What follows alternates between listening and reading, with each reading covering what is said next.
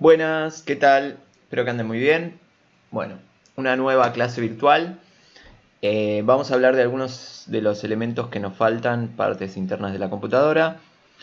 Hoy vamos a hablar del enfriamiento por aire, entre ellas. El enfriamiento por aire es una parte muy importante de nuestra computadora. Se va a encargar de mantener la refrigeración constante. Recordemos que todas las partes internas de la computadora tienen tendencia a calentar, sobre todo el microprocesador, la placa de video, en menor medida los discos también generan calor, bien, hasta las memorias.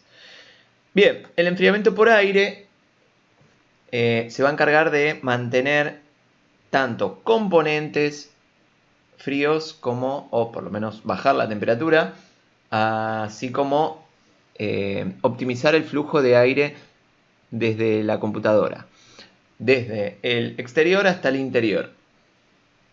Bien, por acá por ejemplo tenemos algún ejemplo. Este es un ventilador que está conectado a una placa, muy parecido a los que tienen las notebooks. Y acá tengo justo un ejemplo de un CPU que por suerte está vacío y nos puede mostrar el flujo de aire. Como vemos, bueno, los CPUs más modernos por lo general tienen aberturas por todos lados. Desde abajo, adelante, atrás, arriba y en los costados también. Esto posibilita la mayor circulación de aire posible. Por eso evolucionaron. Antes seguramente habrán visto algún CPU antiguo, que por lo general tienen placas, si bien tienen algunos agujeros en las puertas metálicas, más que nada hablando de los clásicos CPU,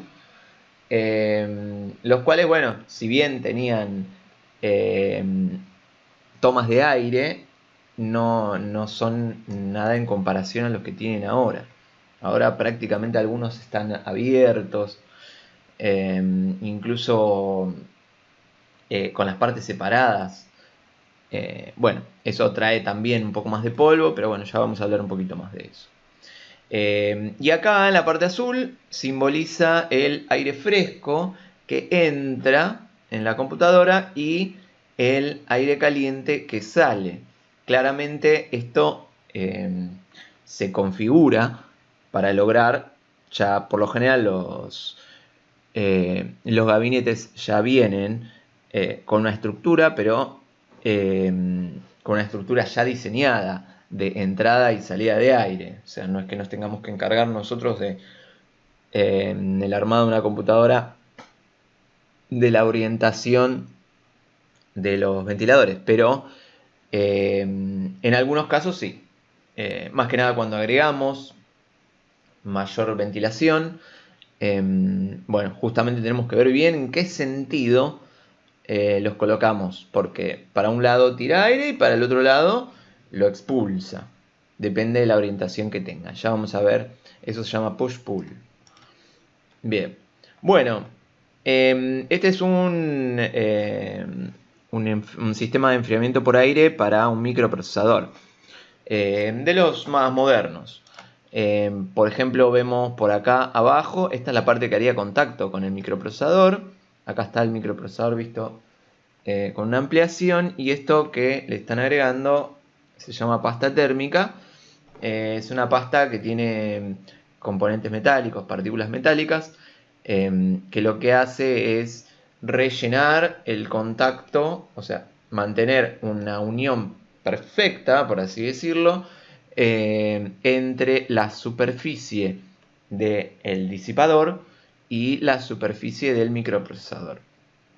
O sea, si yo pusiera estas dos partes sin esta pasta, tendría partes que se tocan. O sea, como cualquier parte metálica, si yo pongo dos metales uno arriba del otro, me va a quedar partes que no estén haciendo contacto. Bueno, justamente esta pasta se utiliza para conectar todas las partes que no estén haciendo contacto, justamente para favorecer el traspaso del calor del microprocesador al disipador de calor. Bien, se pone la pasta térmica por acá, se aplica el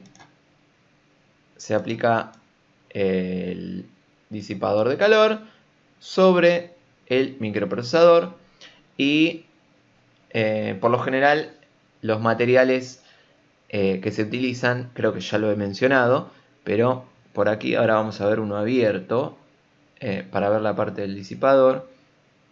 En esta, por ejemplo, por acá tenemos la parte del disipador, que es todo en aluminio. Este material es un excelente conductor de calor, entonces yo a las partes, si yo tengo metal aluminio, va a calentar más de lo normal, o sea, más que cualquier otro metal, justamente porque absorbe todo el calor de manera muy eficiente. O sea, directamente se roba el calor de lo que esté haciendo contacto. Y eso justamente para la computación es un material muy utilizado, ya que me permite sacarle el calor a las partes que generan justamente temperatura para luego disiparlo. Este material, esto está hecho en aluminio, como verán por acá, y lo que tiene son pequeñas separaciones, lo que hace que el aire pueda circular y de esa manera bajar la temperatura del aluminio. A estos disipadores se les conecta un ventilador, lo que se encarga de sacar ese calor, ¿sí?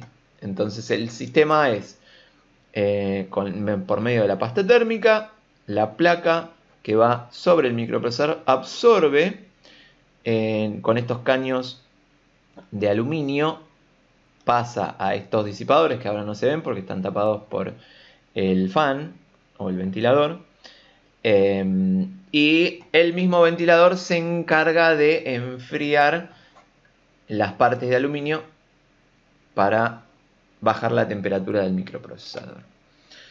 Bien. Bueno, por acá tenemos varios ejemplos. Esto es muy parecido a lo que vimos acá. Acá.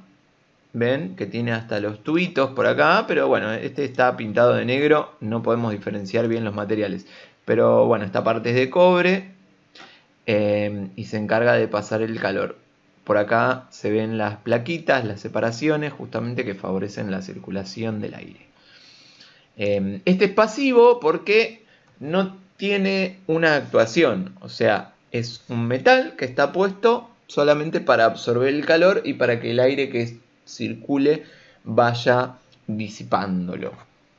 Y este sería activo porque tiene la parte metálica acá atrás, aunque no se vea muy bien, y tiene un cooler que mantiene el aire circulando. Bien. Bueno, acá vemos un ejemplo de circulación de aire, cómo entra las corrientes de aire y salen. Y por acá, bueno, acá tenemos el disipador muy parecido al que estábamos viendo antes, desarmado para poder ver cómo funciona. Los ventiladores tienen una orientación en la cual yo los tengo que tener. Como les dije antes, para un lado tiran aire y para el otro lado lo sacan. Claramente el ventilador normal, cualquier tipo de ventilador, de un lugar, de la parte de atrás por lo general, saca el aire gracias a la orientación de las paletas y se encarga de tirar el aire en una dirección. Se pueden utilizar tanto, como les dije anteriormente, para meter aire adentro para hacerlo circular o para sacar aire caliente. Bien. Bien, y acá tengo lo de push-pull. Esto es lo que les decía. Tirar o empujar. En este sentido, acá vemos el ejemplo. Tenemos justamente el disipador del microprocesador. Tiene esta tecnología, por ejemplo, que tiene doble cooler. Tiene uno push que tira aire fresco y pool el que saca aire. O sea, tiene las dos configuraciones en uno. Bien. Bueno, eso sería con respecto al sistema de enfriamiento por aire. Acá tenemos un ejemplo de un microprocesador calentando. Y bueno, acá falta el microprocesador. Debe estar ahí, arriba. Bien, vamos con enfriamiento líquido. Bien, enfriamiento líquido. El enfriamiento líquido, a diferencia del enfriamiento por aire, si bien también está dotado de ventiladores, como se podrá ver por acá, tiene un sistema más eficiente de bajar la temperatura. Y más efectivo también. No solo más eficiente. Más efectivo porque, bueno, el líquido, ya estamos hablando de componentes líquidos que se encargan de enfriar con mayor velocidad. ¿Sí? Bien. El enfriamiento utiliza un líquido justamente para transferir el calor, para absorber el calor. De los componentes, bueno, como el microprocesador, la placa de video. Acá tenemos un ejemplo. Y la tecnología es muy similar a la del aire. Acá, por ejemplo, acá tenemos... Esto es lo mismo que teníamos más arriba en el enfriamiento por aire. Acá. ¿Sí? Acá tiene el ventilador, el disipador. Y este tiene los ventiladores. Los ventiladores por lo general se ponen en alguna parte del CPU para sacar el calor. ¿Sí? Y también tiene una superficie que va pegada al microprocesador con pasta térmica. En esta superficie también tiene componentes de aluminio, que son los que se encargan de absorber el calor. Y el líquido, en lugar de el aire, es el que corre por estas mangueritas. Y estos ventiladores lo único que hacen es enfriar el líquido. O sea, el líquido corre por unos caños internamente, por unas pequeñas cañerías, y los ventiladores lo que hacen es enfriar ese líquido cuando pasa por esas tuberías de acá. Entonces llega líquido caliente en el traspaso, que por lo general se hace como una S, una viborita, que es el mismo funcionamiento que utilizan las heladeras, los aires acondicionados. La diferencia es que tienen otro tipo de, en vez de ser líquido, utilizan gas. Bien, en este caso entonces circula el líquido por las mangueritas y ya para el momento que llega al momento de la salida ya bajó la temperatura enormemente. Entonces llega y circula por acá enfriando nuevamente el microprocesador. Bien. Bueno. ¿Qué pasa si la temperatura no es la adecuada? Tenemos varios problemas. Justamente por eso tenemos que saber identificar qué tipo de enfriamiento utilizar. El enfriamiento líquido, bueno, se utiliza principalmente en computadoras de alto rendimiento. Para gaming, para renderizado de video, para cualquier persona que necesite una computadora de altas prestaciones. Justamente el calor lo que hace es que se tienda a sobrecalentar el dispositivo, o sea, la computadora. Baja el rendimiento porque las computadoras están protegidas por software. Y bueno, las computadoras actuales tienen sensores de temperatura que identifican posibles problemas. Entonces, antes de que se me queme alguna parte interna, lo que hace es apagar el sistema, justamente para bajar la temperatura. Eso hace que proteja en parte nuestros componentes, ¿no? Justamente eso es lo que hace que se apague la computadora. Y bueno, en los peores casos puedo llegar a tener rotura o se puede llegar a quemar algún componente, como les decía anteriormente. Si hay exceso de calor, bueno, se van a terminar quemando. Bien, vamos a ver los tipos de enfriamiento líquido. Tenemos este, que es el que estábamos hablando anteriormente, Only One. Only One significa que viene todo junto, todo en uno.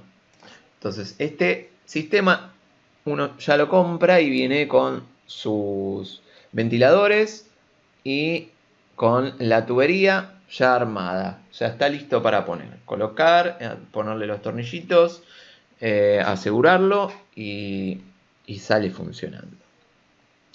Hay algunas diferencias que tienen con respecto al enfriamiento por aire, que ahora voy a hablar un poquito de eso. Después tenemos los personalizados. Los personalizados, bueno, ya es un sistema más profesional, que alguien con mucha experiencia puede realizar el armado, o en casas que se dediquen a esto, al enfriamiento líquido justamente, al armado de sistemas de enfriamiento líquido. Por lo general se hace personalizado, o sea, es exacto para la computadora que estamos armando o que tenemos. Si yo le quiero poner un enfriamiento líquido, tengo que armar las tuberías, cortar los cañitos hasta las medidas que correspondan, ¿no? Doblarlos, eso desde el uso de los caños para doblarlos se utiliza calor, bueno, nada, anecdótico, pero es mucho más complicado. Y hay que tener en cuenta posibles fugas. No, recuerden que estamos trabajando con líquido y el líquido tiende a salir por donde pueda. Y después tenemos otro sistema que es por inmersión. Que bueno, esto ya es muy especializado y se utilizan en grandes empresas que tienen grandes servidores. Algunos tienen sus componentes enteramente sumergidos en líquido. Este líquido no tiene ninguna sal mineral, por lo general son desmineralizados para no tener conducción. Seguramente lo han escuchado nombrar, pero bueno, las sales son lo que conducen la electricidad. Si yo me mojo la mano y toco alguna parte que pueda llegar a tener energía, yo voy a ser un conductor eléctrico, porque el agua más la sal es una gran conductora de energía. Yo si agarro un vaso con agua y le pongo sal y pongo dos cablecitos que no se estén tocando, por medio de estar sumergido ahí, el agua salada se va a encargar de hacer el contacto que me falta y el foquito se va a prender. No es necesario que lo prueben, funciona. Bien, entonces justamente lo que se busca es que el líquido no sea conductor, entonces se utilizan líquidos especiales. Bueno, acá tenemos un poco cómo funciona, que es lo que les decía antes.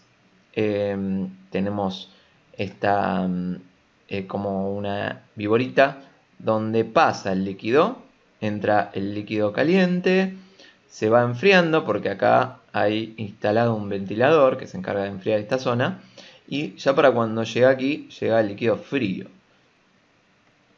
absorbe la parte del calor que viene de aquí abajo donde están las flechitas, y de esa manera funciona el circuito.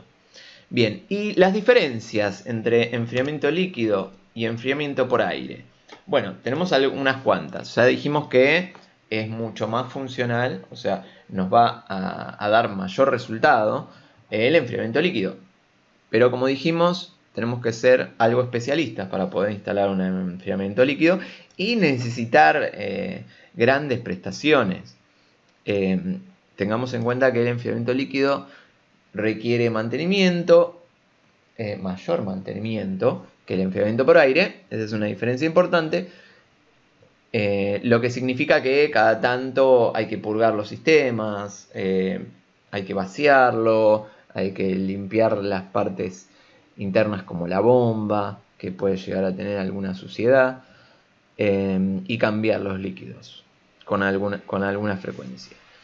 Pero bueno, y sobre todo es mucho más caro el enfriamiento líquido, ¿no? Bien. Bueno, eso sería el tema de enfriamiento. Bien, vamos a hablar un poco de los cables. Cables que son un poco olvidados, pero bastante importantes también. Tenemos cables internos y externos. Bueno, los cables ya saben que es para generar una conexión entre dispositivos. Y bueno, estos cables tenemos de dos tipos. Tenemos internos y externos. Bueno, los internos son los que están dentro del gabinete y conectan las partes. Los externos tenemos un gran número de los que conectan dispositivos periféricos, todo tipo de dispositivos conectados de entrada o de salida, o de entrada y salida también, a nuestro gabinete. Bien, bueno, tenemos, como habíamos dicho, tenemos internos y externos. Y tenemos, vamos a ver, para transmitir energía, algunos. Y tenemos otros que se encargan de transmitir datos. Vamos a ver, acá por ejemplo tenemos un ejemplo. Este es el cable SATA o serialata. Y este es el que se usa mayormente para conectar los discos. Antes se utilizaban los cables IDE. Bueno, no me pareció necesario ponerlos, pero es como una fila de cables larga. Esta es la nueva tecnología, o por lo menos la tecnología actual que utilizan los discos. Veremos en un futuro si cambia. Y estos son los de corriente, que también son nuevos porque antes los cables de corriente eran como este, el blanquito que tenemos ahí, que tenía como unos pines ahí, como 4 pines de energía. Estos son mucho más modernos. Bien, como decíamos antes, tenemos cables de datos y de alimentación. Bueno, acá tenemos el cable SATA, el que les decía recién, ahí está el pin. Y después tenemos de alimentación, y acá tenemos dos tipos. Estos son los viejos que les decía recién. Estos son para alimentar dispositivos como discos, mayormente estos, los negros, son los que se utilizan actualmente. Y después tenemos los que van al mother. Ya en el video del motherboard hablé un poco de este cable, así que no vamos a volver a repetir. Y después tenemos cables externos. Cables externos tenemos cables USB, HDMI, que se van a encargar de la imagen. También tenemos cable VGA, que es, bueno, acá no lo tengo, pero es el clásico cable de monitor, que es la tecnología anterior al HDMI, los que utilizaban los monitores de tubo. Bueno, los de corriente, que ya hablamos un poco, y los cables de internet también. Bien, como dije, HDMI son los de imagen. Ahora actualmente hay unos nuevos que duplican la velocidad. Así que la nueva tecnología se va a venir con cables nuevos. Las nuevas televisiones o monitores van a venir con unos cables nuevos. Bien, después, bueno, tenemos el cable de Ethernet, el RJ45. Ese lo van a tener que acordar porque lo van a escuchar mucho en el rubro de la informática. El RJ45 es como el clásico cable de teléfono, pero un poco más grande. Bien, después tenemos algunos cables de audio. Acá, por ejemplo, tenemos un RCA, un plug de auricular, que estos por lo general se utilizan para el sonido. Este lo podríamos utilizar para conectar el sonido de la computadora a unos parlantes, por ejemplo, parlantes que tengan entrada de audio, RCA. Y después tenemos la tecnología más actual, o por lo menos la más nueva, que es la tecnología de audio digital. Esto es una excelencia en tecnología de audio. Estos cables utilizan fibra óptica. Y capaz que lo han escuchado nombrar alguna vez, internet de fibra óptica. Bueno, la fibra óptica es un filamento, por lo general es de vidrio o algún elemento que pueda transportar la luz.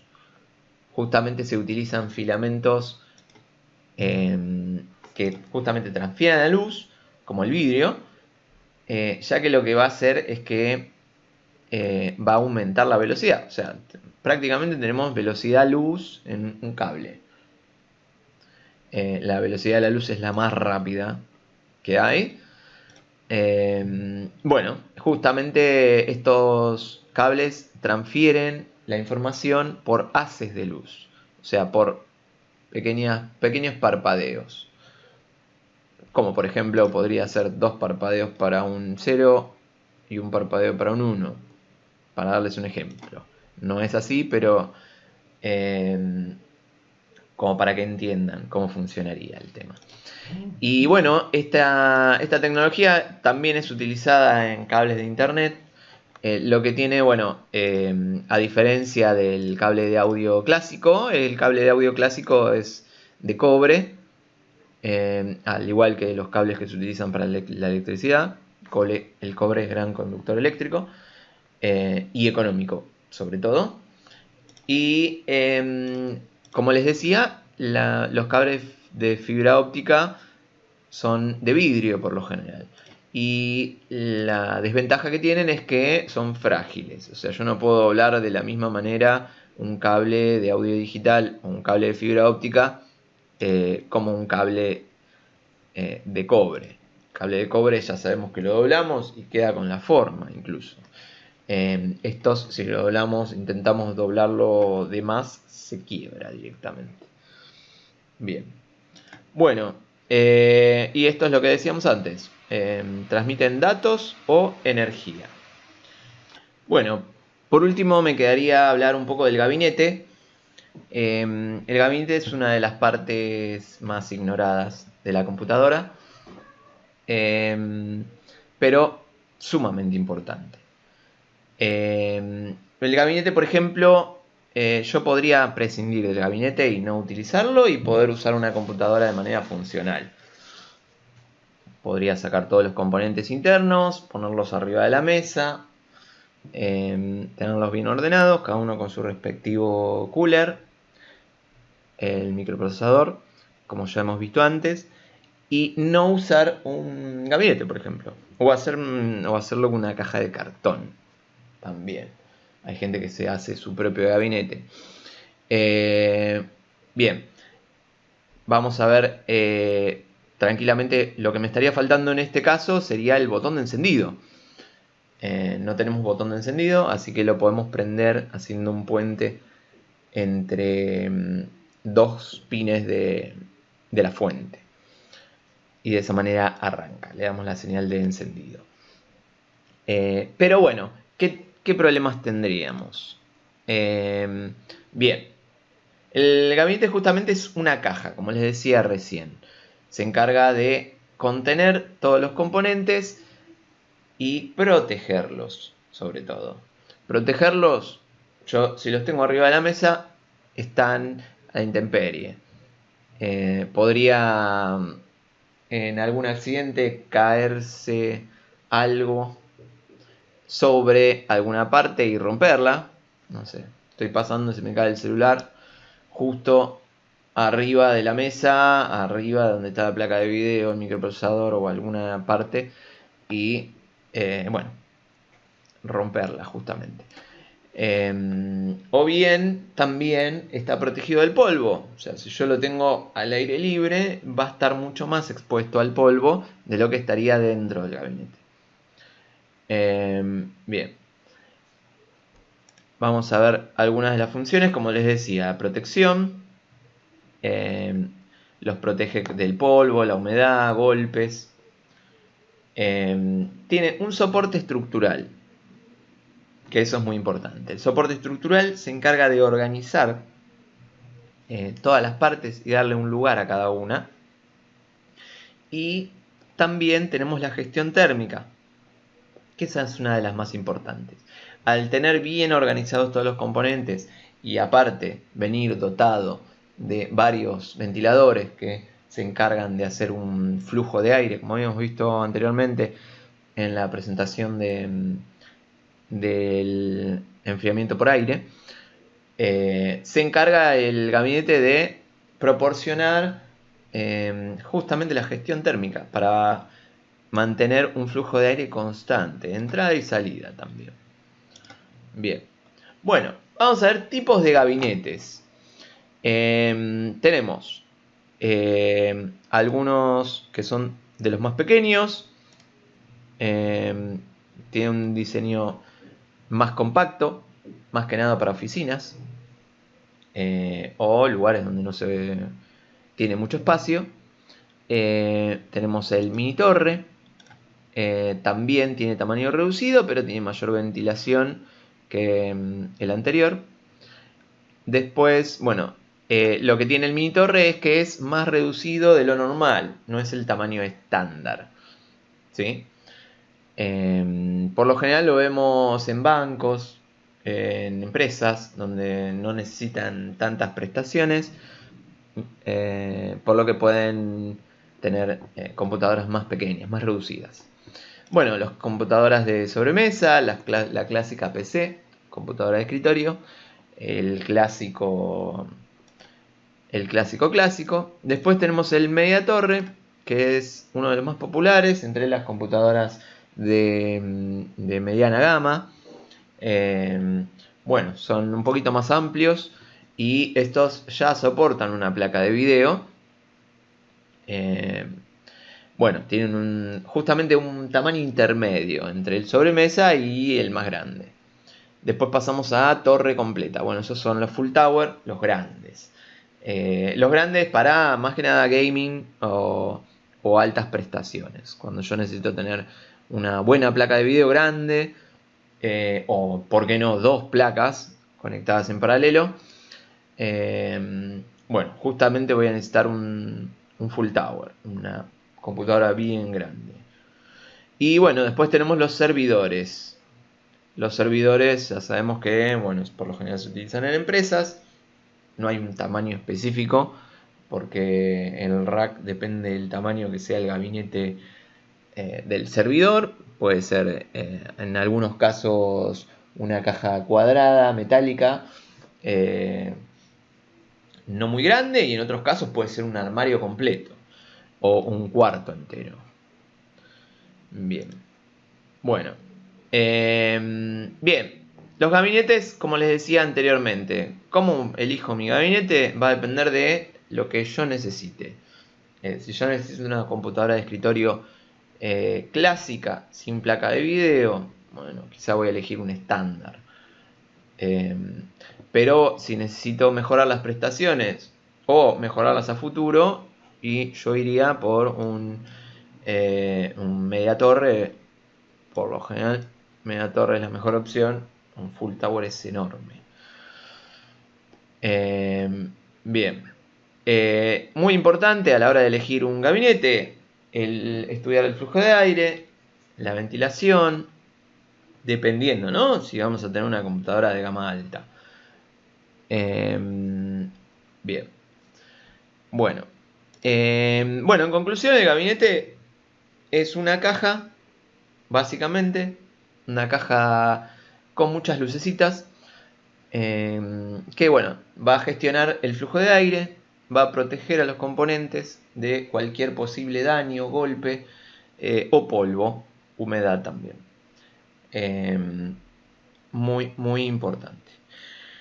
Bueno, no me quiero extender mucho con la clase, así que lo vamos a dejar acá.